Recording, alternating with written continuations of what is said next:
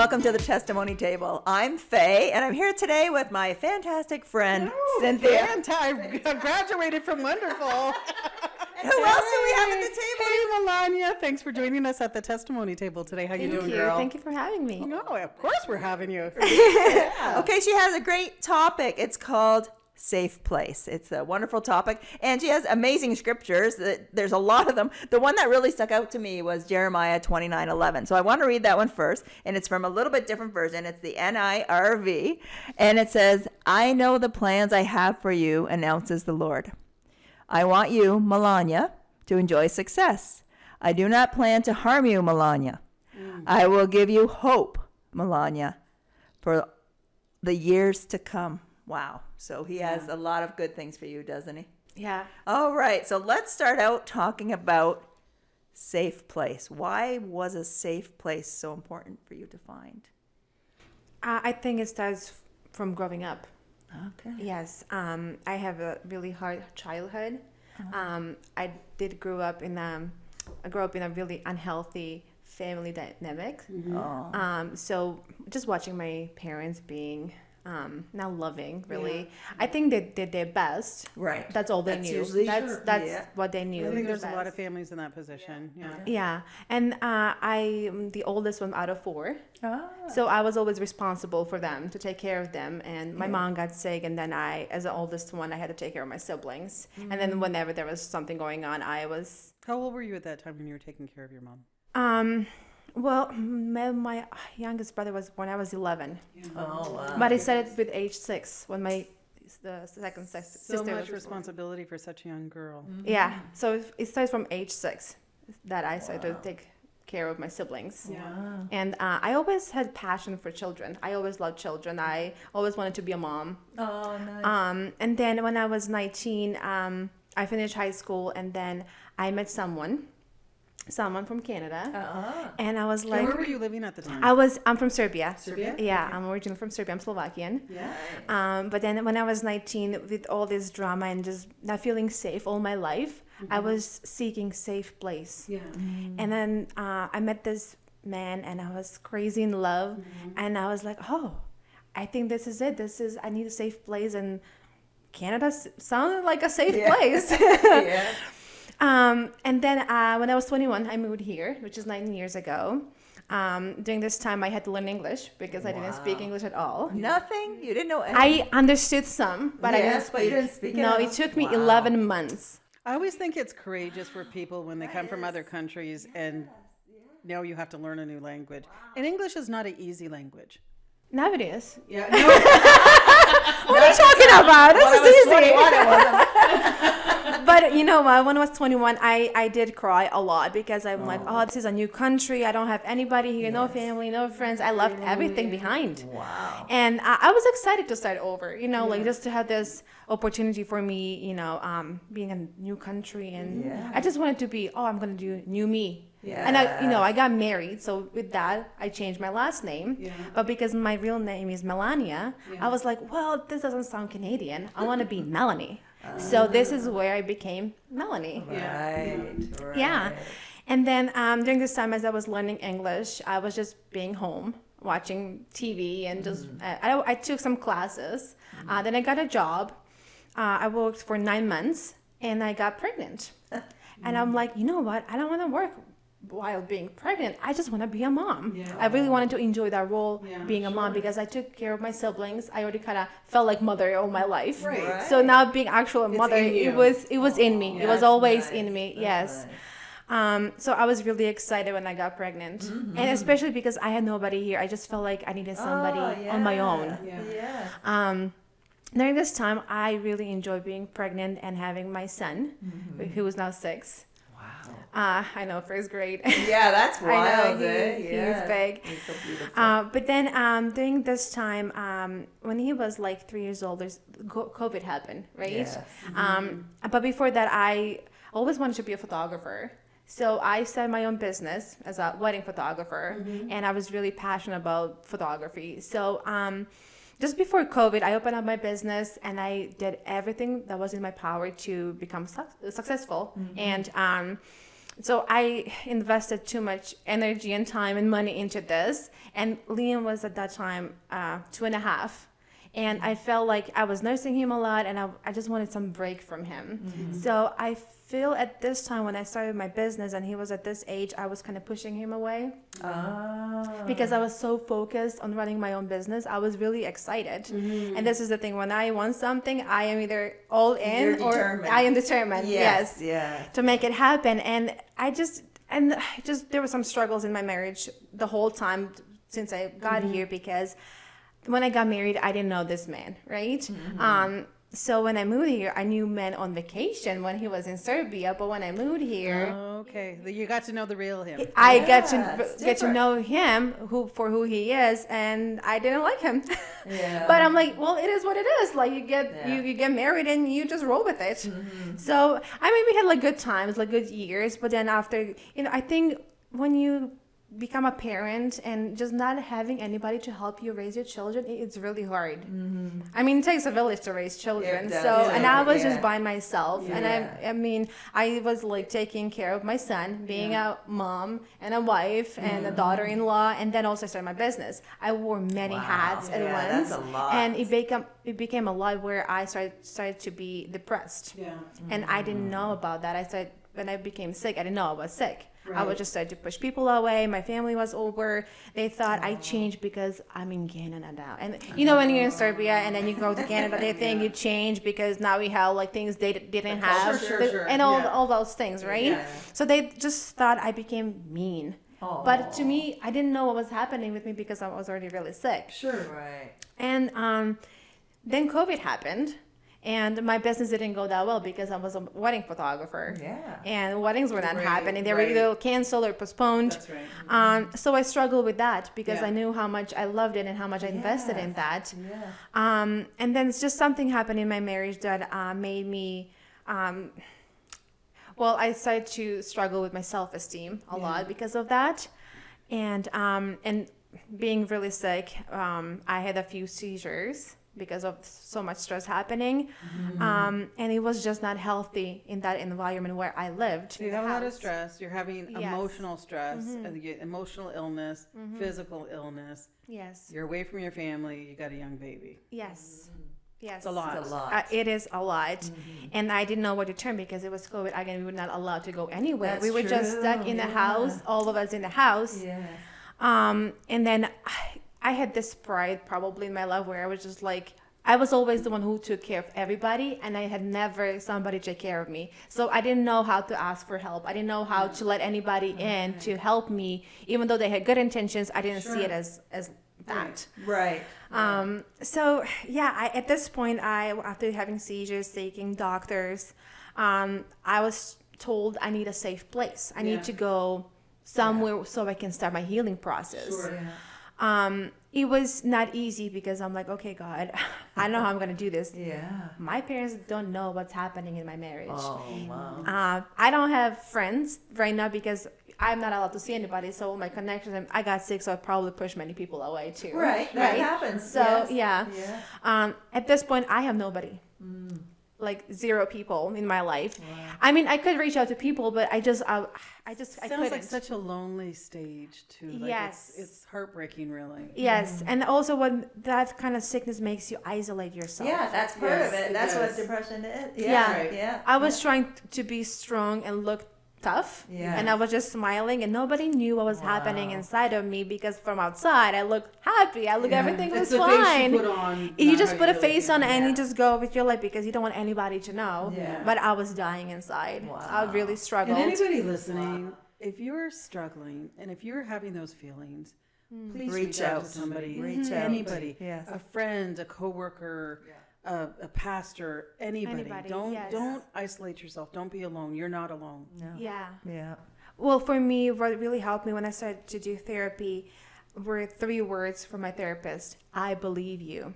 Because I felt when I would even ask some people from church for some help, because I feel like maybe from religious reasons or how they were raised, they were trying to fix my marriage or not look at inside what's happening with my health. Yes. They were just looking like, well, did you do this? Did you pray more?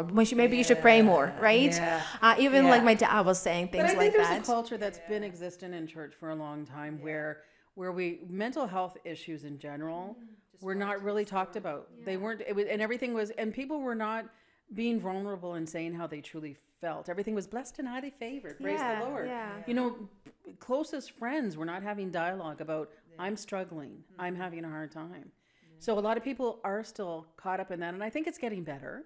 Yeah. You know. So you were able to reach out and get some help then at that time when you were so depressed? And so my therapist helped me because he said, I believe you. And I was like, oh, somebody believes me, because I was going through, through some people, and I was telling what's happening, and it's not that they didn't believe me, but they were trying to fix the problem. They were trying to fix it. The marriage, the issues. And their intentions, I'm sure, were good. And they were good. I believe their interests in their heart were really good. I believe that. But at that moment, I wasn't seeking advice how to fix my marriage. Right. Or they were saying, you know what, if you get divorced, you're going to go to hell. Or if you get divorced, you can never get married. And I'm thinking, what makes you think I ever want to get married again? Or things like that. Like, and that advice does not sound biblical advice, FYI. And I'm like, I just better. need help. I need to some place to stay. I wanted to go to some people's houses, just let me in for a few months until I feel safe, because I didn't feel safe. I couldn't sleep for months. I lost 30 pounds in 2 months because I couldn't sleep, and I was really struggled. I couldn't eat at all. I had to hold my son's picture in front of me so I can have few bites every single day so I can survive. It was really bad, and nobody knew. My parents didn't know. Because as a parent, I know how I would feel if my child was suffering, and I'm in a different country, and it's COVID, you can travel. How am I supposed to help? So I'm like, how can my parents help me? They can't. So I was hiding things from them for a long time. And after year or so just being sick and doing therapy for a few months, I also saw a social worker for a few months, took their program downtown. That helped me because they were just teaching you how to do some coping skills and things like that. That was really good. That's good. And I think my way is just I'm a fixer. I like to fix things. Even though I was sick and unhealthy, I still was seeking some way to help myself. I wanted to heal myself.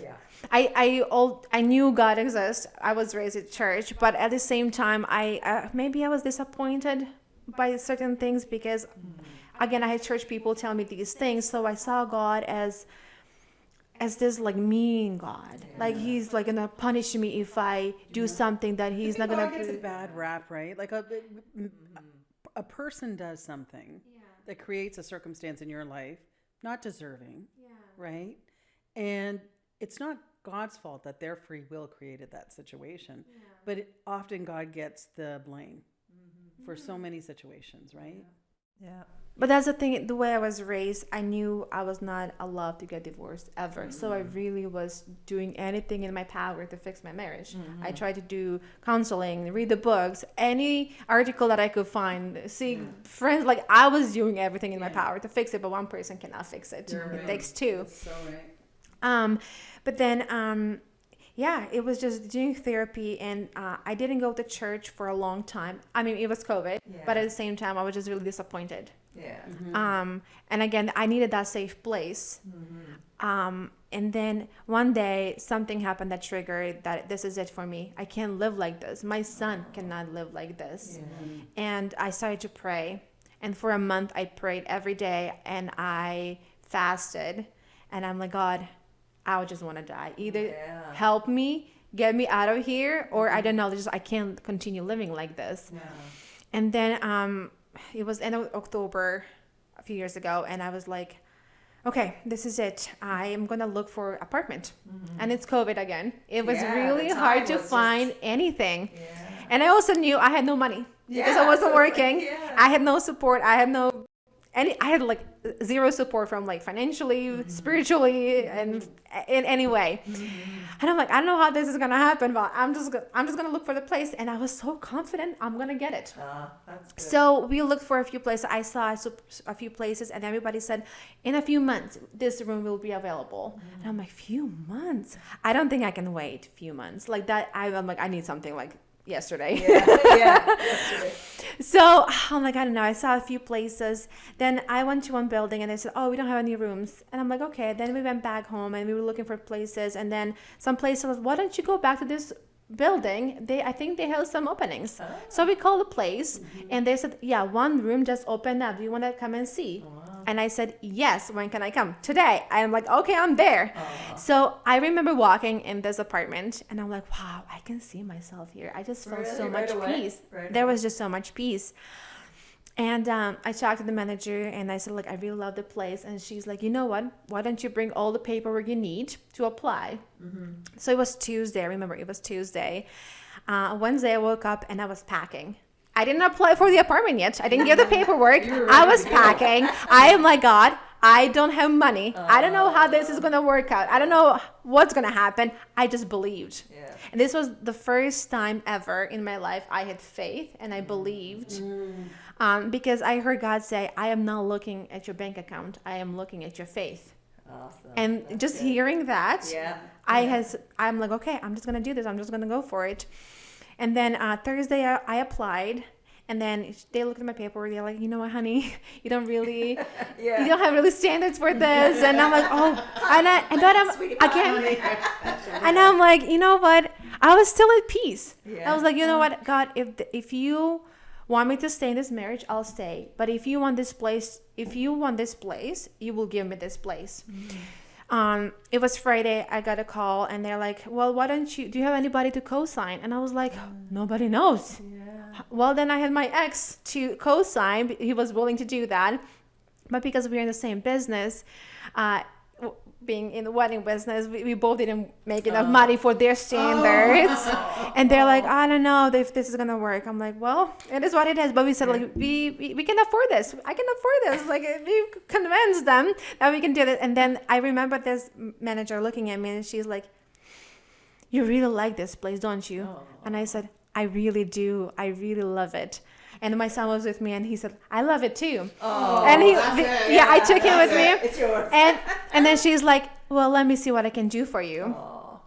I remember on Monday noon, I really prayed and cried to God. I'm like, God, I really need this place. I don't know what's going to happen. I don't know what you're going to do, but I need this. And then after 45 minutes, after I prayed, I get a phone call saying, you got approved. I can't tell you now how I was on the floor praising, and I was crying like crazy. I was like, thank you, Jesus. That's beautiful. Because I knew it was God. Yeah. There was no any other explanation, because again, that's the only way it could work. Right. I need a safe place. You don't make enough money. He doesn't make enough money. Yeah. And I prayed, I'm like, God, I need a safe place. Maybe God, and maybe this much your son. This to my son this much, because he's so cute. He's really cute. So wow. So that was your first step of getting close to your safe place. Yes. And so then how long till you moved in from that? So, and this is the interesting part. And when I got the call that I got approved, she said, like, the moving days in 10 days. Whoa. Wow, yes. So in 10 days, I got my place. Oh my goodness. Yes. That fast. That's amazing. Wow. But again, my parents didn't know about this, so I didn't tell them. Wow. And I lived in my apartment for like 2 weeks. Mm-hmm. And I'm like, okay, I think it's time for me to give them a call, because if they call me and they see me that I'm not where they used to see me, they're going to be asking questions, and then there's something. I got to call them. I remember calling my mom, and I'm like, Mom, can you please sit down? And she's like, oh no, what's going on? Yeah. Because the moment can you please sit down? Because she was just busy, like, going on her day and doing stuff. Like, I need you to sit down for this. Yeah. Anyway, but the thing is, it was just, I know, I feel so favored and blessed that God did this for me, because He knew I needed a safe place. I needed to start my healing journey, and just to be away from where there was like so much toxic people, and then why I wasn't healthy. And and then after 6 months of just living by myself, Nobody knew I was living by myself, that I moved out. God said, you have to find a church. I was attending a church online. I was watching sermons every Sunday. Big difference between watching but online it's not and the being same in fellowship. in a community. In community. I was just so alone and lonely. And this is the thing. As a wedding photographer, I've been to many churches. Yeah. Oh, yeah. I know about many churches. Yeah. And I hear God say, it was April, close to Easter. And I hear God say, you have to look for a church. And I'm like, okay, God, but which one? There are just so many. Yeah. Like, where do you want me to go? And then I remember some people telling me about this one church, and I was like, okay, you know what? I'm going to give it a try. So it was Sunday, Easter Sunday. I just woke up, got dressed, and I just showed up. But the thing is, when I got sick and I started to have seizures, my driver's license was suspended, so I wasn't driving for 16 months. So even though I got my safe place, I still didn't have my vehicle. I couldn't drive. I couldn't go to places where I wanted to go. I still was like, I had my safe place, but I still wasn't complete. Limited. I was limited. Yeah. Yes. Yeah. So I called my ex. I'm like, can you please take me to church this morning? And he was okay to do that for me. Wow. So because he was still driving me to places where I needed to see a doctor, a therapist, or grocery shopping or things like that, because that was the only thing I was actually going to, those 3-4 places. Anyway, so I called him. I'm like, I'm going to church this morning. Can you drive me? So he did. And I showed up, and I remember my first experience. I loved the worship. The first thing I noticed about this church was how I was welcomed. Nice. People were just so nice to me. And imagine this. It's COVID, or just being isolated for 6 months, not seeing one human person. Right. And it was just like, then there's these people just smiling at you and being so nice. I was just like, just what you needed. what is going on? Because at this point in my life, I lost any, I don't know, like, I'm like, people cannot be nice. Like, I didn't believe that people can be nice anymore, because I was really heartbroken. Yeah. And I lost trust, and then I see this, and then I walk in, and the worship was amazing, and I was like, oh, I love this kind of worship. The singers were amazing, and it was kind of my style too. I loved it, and the sermon was good. And I remember just standing at church by myself, waiting for my ex to arrive to pick me up. Somebody approached and just said, hi, how are you doing? Is this your first time here? Like, just having a conversation. Nice. I'm like, why is this person talking to me? Yeah, wait a minute. But then, this person introduced me to some of the pastors, and one of the pastors became one of my closest person. Because he would just call me once a week to make sure if I'm going to church, how I'm doing. And it was just this stranger that started to change my life. That's beautiful. Because I had no parents, no family here, and he became like my dad. Yes. Oh, nice. Yeah, so God provides where you're at. Yes, he knew where I was struggling. He knew I needed a safe place. So he got me my apartment, my safe place. That's first safe place. Then he got me a new church. Yeah. Where he knew I needed a community. I needed people, godly people, good people who were going to take care of me and love me the way I deserve to be loved. Right. Right? So, and healthy people too, because that's important too, having that good God mindset. supplying all your needs. He did. He really did. After the other. Yeah. So, wow. So that is amazing. So now, how do you feel in this journey? So how long ago was that? 2 years that you lived in your apartment? You know what? Next month will be 2 years. 2 years? Yeah. And so if you look back then and think of that day then you first walked in there, who you were that day. Wow. Yeah. Compared to who you are tonight when you go home and walk into that apartment, what has God done for you? Too much. I'm too blessed. We don't deserve it. We don't deserve it. I don't deserve any of that. Yes. How much he provided for me, not just financially, because I could barely work, but he still provided for me to be able to get some small jobs or any kind of jobs with photography, that I can pay my rent and all the bills, because I was not getting any support. That was it. Right. So being so sick and by myself, I don't know, people be like, how are you doing everything by yourself? And I'm like, it's not me, it's God. There you go. And that's what it is. That's the difference. Because if I was doing everything with my strength and my wisdom, I don't know where I would be if there was no God. Amen to that. Yeah. So it's like a safe place, your home, safe place, your church, and safe place just being under his shadow, right? We talked about you liking Psalm 91. Oh, yes. And really resting in him. Yes. So he really has turned your world around, brought you some great help for mental health, for physical health. You know, you're looking beautiful. You're feeling good. Are you feeling good? Like you're getting there? Like, you know? Yes. Yeah. You know what? I think at some point there was just this physical thing that was a few months ago. I think when I started to volunteer at church, I didn't know how important that was. I just wanted to be. Way to connect. It was another to connect, but also I was blessed by volunteering at church because I met people again, and I just did something that was just so simple, something that my gift or just something that I can do. But I was getting blessing out of it. Yeah, that's right. Isn't that and that's how a it good feels? point. That's how it feels, right? That's a when good you're point. serving. Yeah. A lot of people don't serve, but it's when you do, you feel a part of the whole. You feel connected. And I remember you telling me about feeling like remember you were saying something about you were in church by yourself, but then you looked around and you thought you weren't alone anymore because you felt like it was your family. You know, like you just feel like that's your family now. So even though you don't have your extended family over here. My blood family. Yes. But this was a different kind of family. It was spiritual family. Yes. And the strength you get from that is so good. So if I look back at the scripture, so I know the plans I have for you. So God knew. God knew. All these plans all along the way to get you to your safe place. He announced that to you, and he wants you to enjoy success, which you do have success. You have come a long way in the last couple of years, and he doesn't plan to harm you, and he'll give you hope.